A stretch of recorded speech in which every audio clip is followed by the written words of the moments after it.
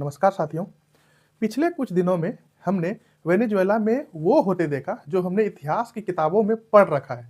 Imperial powers जैसे England, France, Spain जब दूसरे देशों पर कब्जा कर लेती थी, उन्हें सुधारने के लिए जो काम इंग्लिश ईस्ट इंडिया कंपनी एक जमाने में क्या करती थी, आज वही काम अमेरिका कर रहा है, वो भी चौड़ में। अमेरिकन स्पेशल फोर्सेस ने रात के अंधेरे में एक सर्जिकल स्ट्राइक को अंजाम दिया और वेनेजुएलन प्रेसिडेंट निकोलस मडुरो और उसकी पत्नी को अरेस्ट करके डिटेन करके वापस यूएस ले गए। अब दोनों अमेरिका के न्यूयॉर्क में इलिसिट ड्रग सप्लाई और वेपन्स रिटेल चार्जेस फेस कर रहे हैं। इस ऑपरेशन की जानकारी लोगों को देते हुए डोनाल्ड ट्रंप ने कहा कि अब कुछ समय तक अमेरिका ही वेनेजुएला को चलाएगा। वहाँ के नेचुरल रिसोर्सेस से लेकर वहाँ की सरकार तक हर चीज पर अब वाशिंगटन का कब्जा होगा। इसी के साथ अमेरिका ने दुनिया को एक बार फिर से बता दिया कि इंटरनेशनल लॉ उस पर लागू नहीं होता है। जो काम पुतिन ने यूक्रेन में किया, जिसके लिए उसे वॉर क्रिमिनल भी कहा गया, वही काम अब ट्रंप कर रहे हैं वेनेजुएला के ऊपर और शाबाशी भी मिल रही है। अब सोचिए, कल चाइना भी यही काम कर देगा ताइवान के ऊपर, इंडिया के ऊपर, लद्दाख के ऊपर, अरुणाचल प्रदेश के ऊपर, और तब कोई बोलने वाला, कोई बचाने वाला, कोई सेव करने वाला नहीं बचेगा। आज के एपिसोड में अमेरिका की इस दादागिरी को डिटेल में समझेंगे, देखेंगे क्या हुआ वेनेजुएला में, क्यों वेनेजुएला में जो कुछ हुआ वो दुनिया भर में एक स्ट्रक्चरल शिफ्ट का क्लियर इंडिकेटर है। आखिर क्यों ट्रंप को वेनेजुएला के प्रेसिडेंट को अरेस्ट करना पड़ा, क्या है इसके पीछे असली वजह, तेल, पेट्रो डॉलर या चाइना से लोहा लेना, और क्यों इस ऑपरेशन के बाद अब सारे वर्ल्ड लीडर्स की धड़कनें तेज हो गई है। अमेरिका के हिट लिस्ट में आखिर अगला टारगेट कौन होगा। वैसे तो वेनेजुएला और अमेरिका के बीच में जो टेंशन है वो कई दशकों से चलती आई है और पिछले कुछ महीने में हमने देखा था कि किस तरीके से अमेरिकन वॉरशिप को भेजा गया वेनेजुएलन कोस्ट के आसपास। जनवरी 3 तारीख को CIA और अमेरिकन स्पेशल फोर्सेस को ग्रीन सिग्नल मिल जाता है वेनेजुएला के ऊपर सर्जिकल स्ट्राइक करने के लिए। 150 से ज़्यादा US military aircraft, drone, fighter jet, bombers, 20 अलग अलग मिलिट्री बेसेस और नेवल शिप से लॉन्च किए जाते हैं। ये वारशिप्स बाय द वे सितंबर के महीने से ही वेनेजुएलन के आसपास तैनात कर दिए जा चुके थे। वेनेजुएलन के अंदर पहले से ही साइबर स्ट्राइक और बड़े हिस्से में पावर कट कर दिया गया। रेडार इंस्टॉलेशन और एयर डिफेंस सिस्टम को भी न्यूट्रलाइज कर दिया गया। सुबह के 2 बजे हेलीकॉप्टर्स मडुरो के कंपाउंड की तरफ बढ़ते हैं। वेनेजुएलन गार्ड्स फायर करना शुरू करते हैं। एक हेलीकॉप्टर हिट भी होता है, कुछ अमेरिकन सोल्जर्स घायल भी होते हैं, लेकिन ऑपरेशन रुकता नहीं है। डेल्टा फोर्स के 160 special operation aviation regiment Maduro के कंपाउंड में दाखिल होता है और सिर्फ 3 मिनट के अंदर मडुरो को रूम तक पहुंच जाते हैं। अब यह टेक्निकल प्लानिंग थी या वेनेजुएलन के आर्मी ने पहले से ही मडुरो को बंदी बनाकर रखा हुआ था। अब यह डिबेट का विषय है कि इंटरनल पॉलिटिक्स क्या हुई थी, मडुरो को किसने धोखा दिया था। कुल मिलाकर इस ऑपरेशन में वही प्रिसीजंस का इस्तेमाल किया गया जो आज से 15 साल पहले ओसामा बिन लादेन को पकड़ने के लिए किया गया था। फर्क बस इतना था कि ओसामा बिन लादेन एक कन्विक्टेड ग्लोबल टेररिस्ट था, अलकायदा का चीफ था, और मडुरो एक हेड ऑफ स्टेट, एक देश का प्रेसिडेंट। लेकिन इन छोटी छोटी बातों से ट्रंप सरकार को ज़्यादा फर्क अब नहीं पड़ता है। सवाल यह है कि वेनेजुएला का तेल क्या अमेरिका के लिए इतना कीमती है या कोई और वजह है इस कांड के पीछे, और अगर कल चाइना ताइवान पर कब्जा करता है तो वो अमेरिका किस मुंह से चाइना को रोकेगा। क्या हम इंपीरियलिज्म के एक नए जमाने में वापस आ चुके हैं जहां जिसकी लाठी उसी की भैंस, एक दुनिया जहां सिर्फ और सिर्फ पावर को रिस्पेक्ट किया जाता है।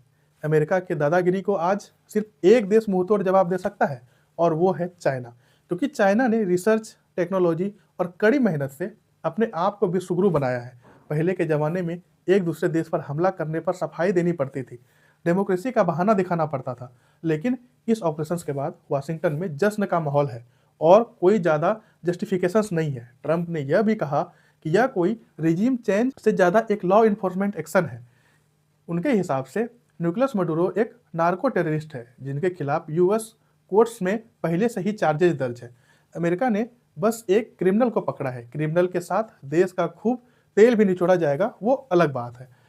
We're going to be taking out a tremendous amount of wealth out of the ground, and it goes also to the United States of America in the form of reimbursement for the damages caused us by that country.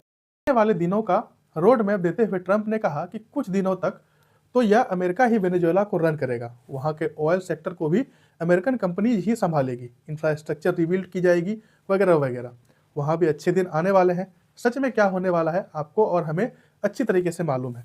बड़े बड़े companies आएंगे, ढेर सारा पैसा लगाएंगे, खूब सारा तेल निकालेंगे और गोल्ड जैसी रिसोर्सेज को एक्सट्रैक्ट किया जाएगा। खूब मालामाल होने वाली है ये कंपनीज। अमेरिका को भी खूब सारा लाभ होने वाला है। वेनेजुएला की जो जनता है, अनफॉर्चुनेटली उन्हें इराक और लीबिया जैसा ही सिचुएशन फेस करना पड़ेगा। सालों तक पॉलिटिकल इनस्टेबिलिटी। अगर आप इतिहास देखो तो आपको ढेर सारा डाटा मिल जाएगा। साउथ अमेरिका में इतने कंट्रीज हैं जहां अमेरिका ने दखल अंदाजी दी, सत्ता पलट की, डेमोक्रेसी का नाम लिया, लेकिन अंत में 99% केसेस में वही हुआ, एक ही रिजल्ट हुआ, और वो है अमेरिका का लूट चला और जो आम जनता है और देश में अराजकता ही फैली है। फिलहाल अमेरिका का कहना है कि वह वेनेजुएलन वाइस प्रेसिडेंट और मडुरो की क्लोज सर्कल के लीडर डेल्सी रोड्रिगेज को के साथ बातचीत में है, उसके साथ वह काम करना चाहते हैं। लेकिन डेल्सी ने कम से कम कैमरा के लिए पब्लिकली तो यह बात एक्नॉलेज नहीं की है। उल्टा उन्होंने नेशनल टेलीविजन पर बचे खुचे मिलिट्री लीडर्स के साथ आकर अमेरिका के खिलाफ यूनिटी की बात की है। सोवर्निटी, एंटी इंपेरियलिज्म और अमेरिका को वर्ल्ड पुलिस बोलकर कंडेम भी किया है। लेकिन बैकग्राउंड में क्या डील चल रहा है यह बात अभी क्लियर नहीं है। उधर ट्रंप को अपना नोबेल प्राइज तक डेडिकेट कर चुकी मारिया खुरीना अब सीन से गायब होती नजर आ रही है। ट्रंप को भले ही नोबेल पीस प्राइज ना मिला हो, लेकिन मारिया ने अपना नोबेल पीस प्राइज ट्रंप को डेडिकेट किया था।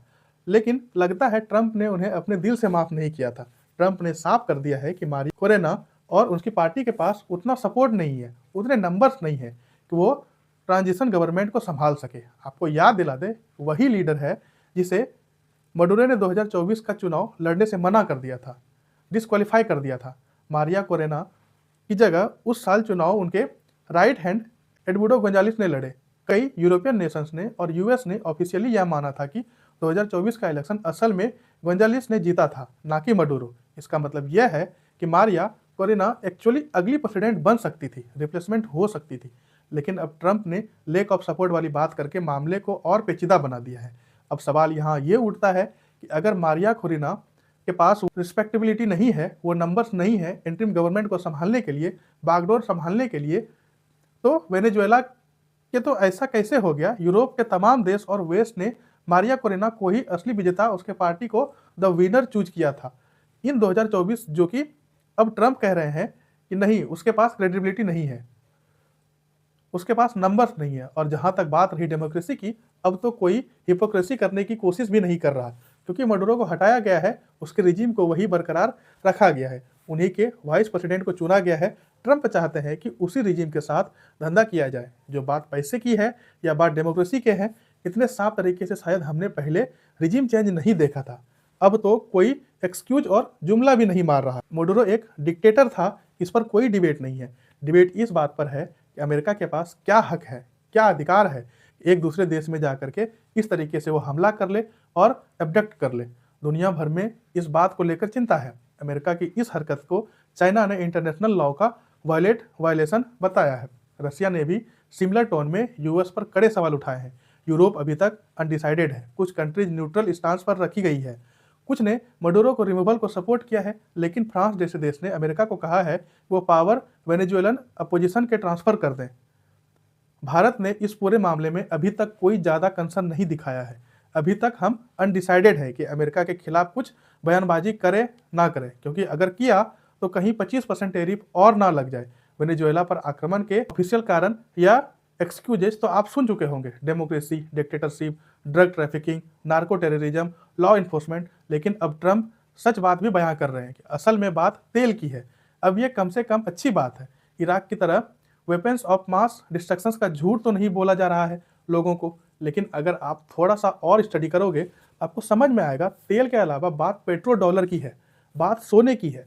सबसे पहले तेल की बात करते हैं। वेनेजुएला के पास दुनिया का सबसे बड़ा प्रूवन ऑयल रिजर्व है, 300 बिलियन बैरल से ज़्यादा, सऊदी अरेबिया से भी ज़्यादा। लेकिन आयरनी ये है कि फ्लड, सोशलिस्ट पॉलिटिक्स, मिसमैनेजमेंट और टेक्नोलॉजी शॉर्टेज की वजह से वेनेजुएला अपना ऑयल खुद इफेक्टिवली जमीन से बाहर नहीं निकाल पाया है। ट्रंप ने यह बात खुद प्रेस कॉन्फ्रेंस में बोली है कि अमेरिकन कंपनीज वहां जाएगी, बिलियंस ऑफ डॉलर्स इन्वेस्ट करेगी, इंफ्रास्ट्रक्चर को फिक्स करेगी और प्रोडक्शन बढ़ाएगी। मतलब यह कोई हिडन एजेंडा नहीं है, यह ओपनली अब बोला जा रहा है। और ऑयल सिर्फ एक कमोडिटी नहीं है। ऑयल का मतलब है लीवरेज, ऑयल का मतलब है जियोपॉलिटिक्स, ऑयल का मतलब है ग्लोबल प्राइसिंग पावर। और यहाँ हम पहुँचते हैं दूसरे लेयर पर, पेट्रो डॉलर सिस्टम पर।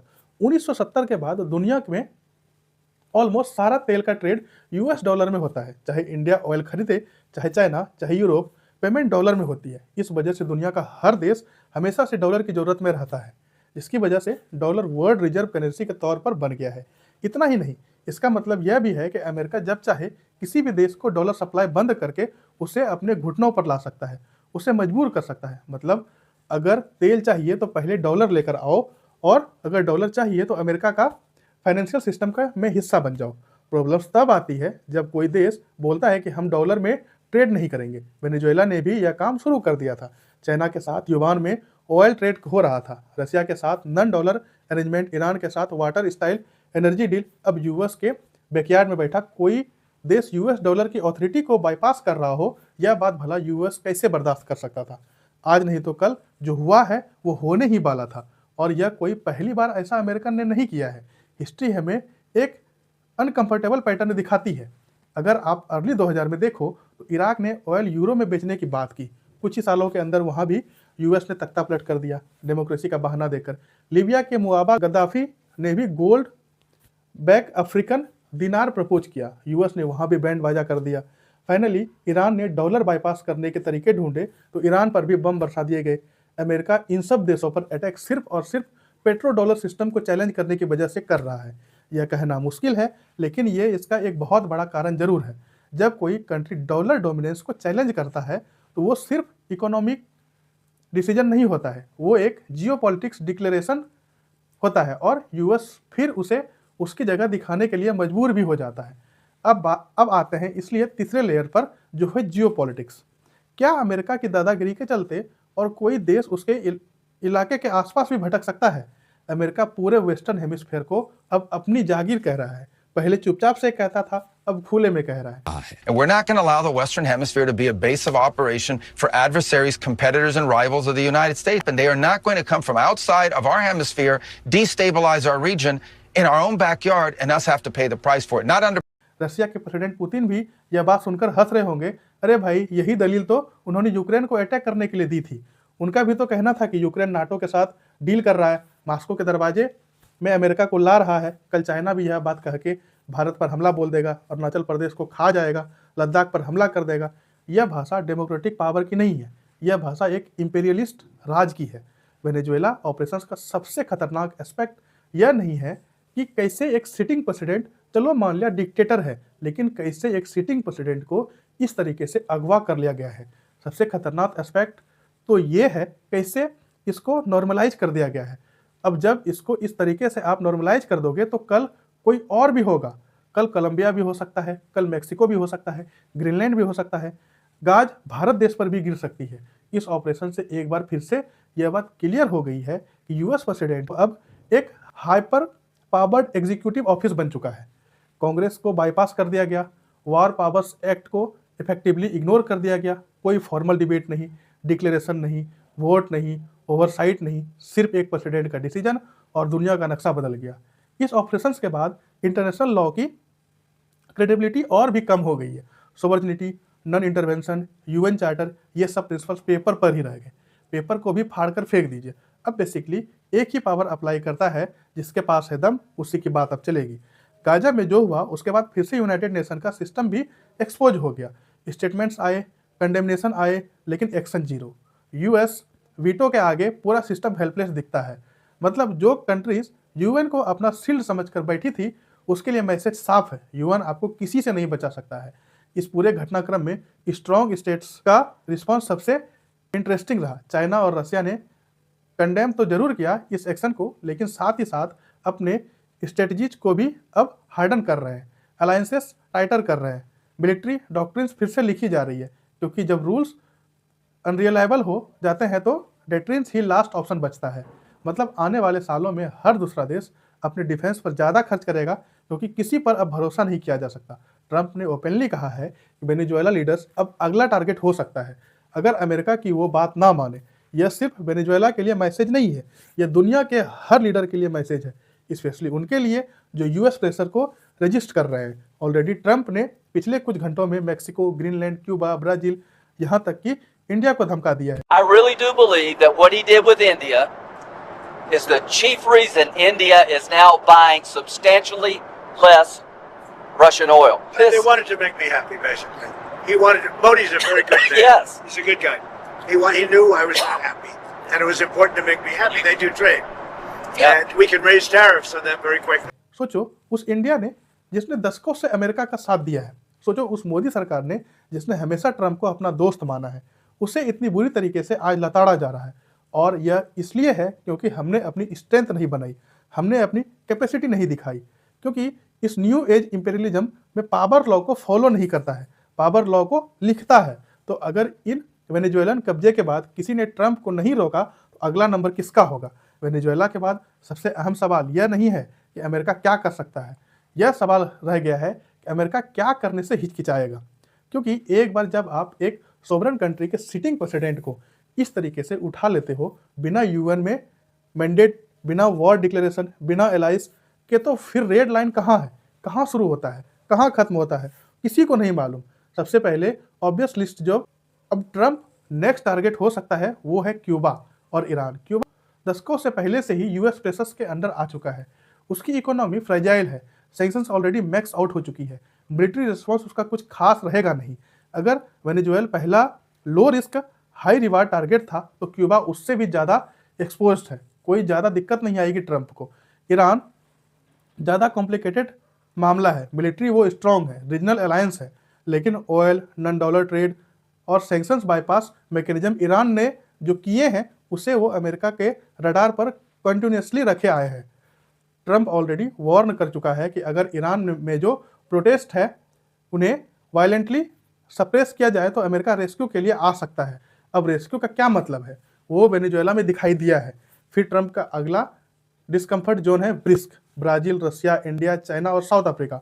और ब्रिस्क प्लस जो डॉलर डोमिनेंस को ओपनली चैलेंज करने की बात कर रहा है, alternative payment system, local currency trade, new development banks, ये सब वाशिंगटन के लिए कोई इकोनॉमिक एक्सपेरिमेंट नहीं है, अपने पावर स्ट्रक्चर के अगेंस्ट एक बगावत है। रसिया ऑलरेडी मिलिट्री और इकोनॉमिक प्रेशर झेल रहा है। चाइना ने फाइट बैक जरूर किया है, ट्रेड, टेक्नोलॉजी, एआई, डिप्लोमेसी, हर लेवल पर चाइना अब लीड करने की कोशिश कर रहा है।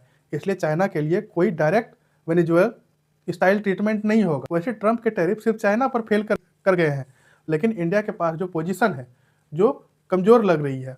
हमारे पास नंबर्स हैं, मार्केट्स हैं, टैलेंट है, लेकिन डिस्ट्रैक्शंस बहुत है। मंदिर, मस्जिद, मटन, मुसलमान, ये सब इंटरनल नॉइज जो है वो एक्सटर्नल थ्रेट को आम लोगों के लिए इनविजिबल बना देता है। हमें समझ में नहीं आ रहा है कि हम कितने खतरे में बैठे हुए हैं। ग्लोबल वार्स आज टैंक और मिसाइल से कम currency, supply chain, energy route और सैंक्शन से ज़्यादा लड़े जाते हैं। और जो कंट्री इन लेयर्स को समझने में लेट हो जाता है वो अब बस रिएक्ट करता है, लीड नहीं करता। इंडिया भी चाइना की तरह अमेरिका को रजिस्ट कर सकता था, लेकिन पिछले 10-20 सालों में हमने वो ग्रोथ नहीं देखी, वो फोकस नहीं देखी जो आज हमें अमेरिका के बराबरी या कम से कम उन्हें लाल आंख दिखाने लायक रखता। उधर चाइना ने यह बात चुपचाप से देखी है, समझी है, उसे पता है कि यूएस ने जो वेनेजुएला में किया कल वो खुद ताइवान में कर सकता है, और तब उसे यूएस आंख दिखाने लायक भी नहीं रहेगा। कल को रातों रात चाइना भी ताइवान के लीडरशिप को अरेस्ट करके बिना आइलैंड को फिजिकली ऑक्यूपाई किए उसे अपना हिस्सा घोषित कर सकता है। अब सवाल यह उठता है कि अगर चाइना ताइवान के खिलाफ यह कर सकता है, सोच सकता है, तो लद्दाख और अरुणाचल प्रदेश रीजन्स कितने सेफ हैं। इन वेनेजुएलन की कहानी से हमारे लिए एक बहुत बड़ी सीख है। अपने मीडिया में हम अपने आप को विश्वगुरु चिल्ला सकते हैं, लेकिन आप साफ तरीके से देख सकते हैं कि चाहे वो रसिया हो या चाइना हो, वो अमेरिका हो, कैसे एक न्यू इंपीरियलिज्म का खेल अब खेला जा रहा है और उसमें हमारी आवाज़ नहीं है। हमें अपनी आवाज़ को और ताकतवर करना होगा। हमें कोई बचाने वाला नहीं है, हमारा कोई एलाइज नहीं है, और इसलिए शायद पाकिस्तान और ऑपरेशन सिंदूर के बाद भी देखा गया भारत देश के साथ कोई खड़ा नहीं था। अब हमें समझना होगा कि जुमलेबाजी छोड़कर हमें अपने देश को डेवलप करना होगा, अपनी शक्ति को आगे बढ़ाना होगा। नहीं तो आज तो वेनेजुएला के साथ हुआ है, आज तो इंडिया को इस तरीके से टैरिफ की धमकी दी जा रही है, कल इससे ज़्यादा सिचुएशन हो सकता है जब चाइना हमारे ऊपर और अग्रसर हो जाएगा। अब जागने की ज़रूरत है। Thank you so much.